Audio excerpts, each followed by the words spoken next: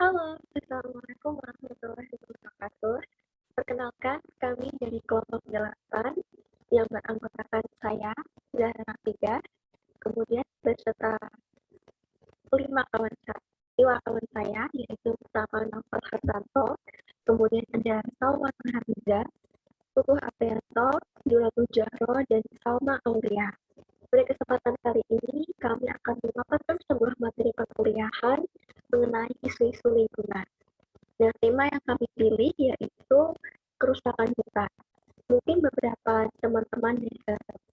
dari teman-teman sudah sering mendengar pemberitaan mengenai kerusakan hutan, baik itu degradasi lingkungan, deforestasi, dan lain-lain. Dan di sini kami mencoba memaparkan sedikit mengenai apa itu kerusakan lingkungan, penyebab, cara mencegah, solusi, dan lain sebagainya.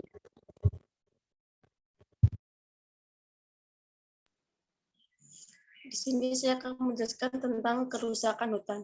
Kerusakan hutan adalah berkurangnya luasan area hutan karena kerusakan ekosistem hutan yang sering disebut degradasi hutan. Ditambah juga kemundulan dan alih fungsi lahan hutan atau istilahnya deforestasi.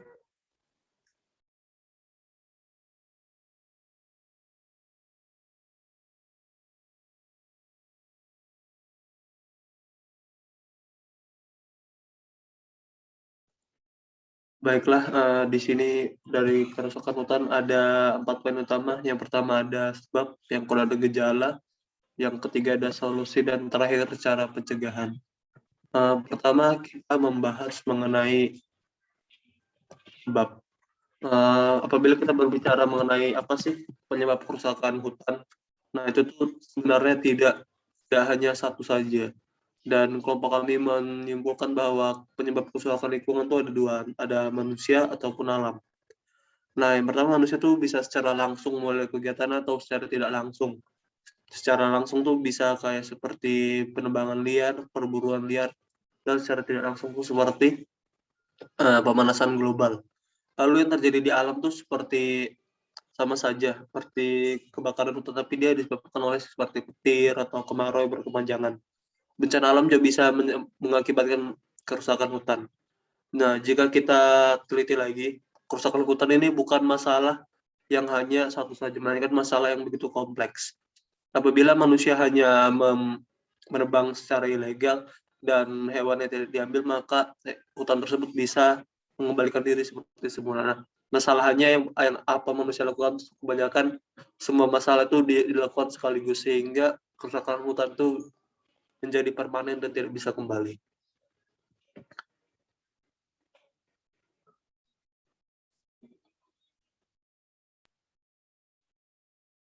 Untuk berikutnya mengenai gejala kerusakan hutan itu sendiri, terdapat pembalakan liar, tanah longsor, dan kebakaran hutan. Pembalakan liar sendiri adalah kegiatan penebangan, pengangkutan, dan penjualan kayu yang merupakan bentuk ancaman faktual di sekitar pembatasan yang tidak sah atau tidak memiliki izin dari otoritas setempat.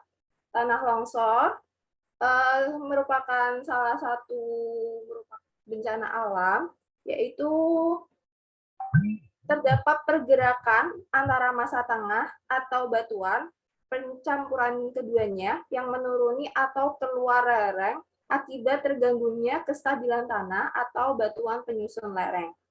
Kebakaran hutan merupakan terbakarnya permukaan di mana api membakar bahan bakar yang ada di atas. Kemudian api menyebar tidak menentu secara perlahan di bawah permukaan atau yang disebut dengan ground fire. Membakar bahan organik melalui pori-pori gambut dan melalui akar semak belukar atau pohon yang bagian atasnya terbakar. Dalam perkembangannya, api ini akan menjalan secara vertikal dan horizontal membentuk seperti kantong asap dengan pembakaran yang tidak menyala atau smoldering, sehingga hanya asap yang berwarna putih saja yang tampak di atas permukaan. Asap inilah yang biasanya dianggap dengan kebakaran hutan.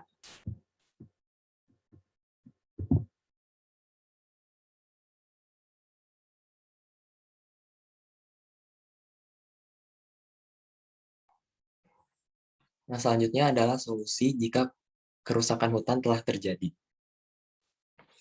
Langkah pertama adalah dengan melakukan reboisasi. Reboisasi adalah penghijauan atau penanaman kembali agar alam menjadi hijau dan biasanya dilakukan di hutan yang sudah menjadi gundul agar bisa berfungsi sebagaimana mestinya. Dengan ditanam kembali hutan yang gundul tersebut, persediaan udara, air, dan bencana alam bisa dicegah. Langkah yang kedua adalah dengan melakukan pengendalian. Jika terjadi kerusakan hutan, maka masyarakat, pemerintah, kepolisian harus memperketat pengawasan terhadap penegakan aturan tentang penebangan liar atau kebakaran hutan secara ilegal. Langkah yang ketiga adalah meningkatkan kesadaran masyarakat. Melestarikan alam dan menjaga lingkungan merupakan salah satu ajaran agama yang harus dilakukan, serta hutan dan keanekaragamannya merupakan warisan dari nenek moyang yang harus kita jaga. Langkah yang keempat adalah dengan membuat hutan lindung. Hutan lindung atau kawasan hutan yang telah ditetapkan oleh pemerintah atau kelompok masyarakat tertentu untuk dilindungi agar fungsi ekologisnya, terutama menyangkut tata air dan kesuburan tanah, tetap dapat berjalan dan dinikmati manfaatnya oleh masyarakat di sekitarnya.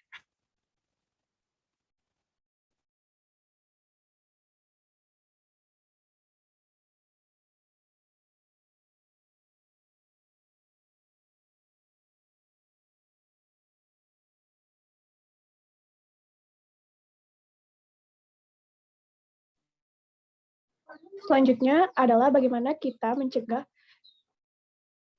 kerusakan hutan itu sendiri.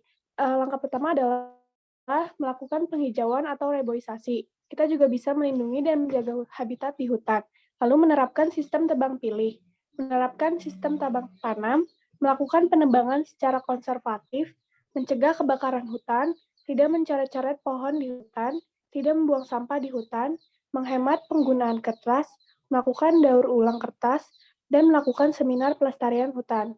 Masih banyak cara lain yang bisa kita lakukan untuk mencegah kerusakan hutan.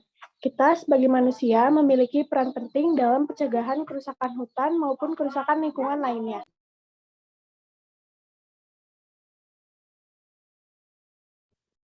Ya, jadi teman-teman sekalian bisa dapat ditarik kesimpulan bahwa kerusakan hutan ini merupakan akibat sebagian besar ulah dari manusia.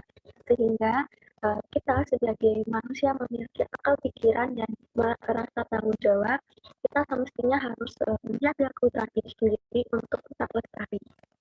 Sekian, saya rasa terima kasih.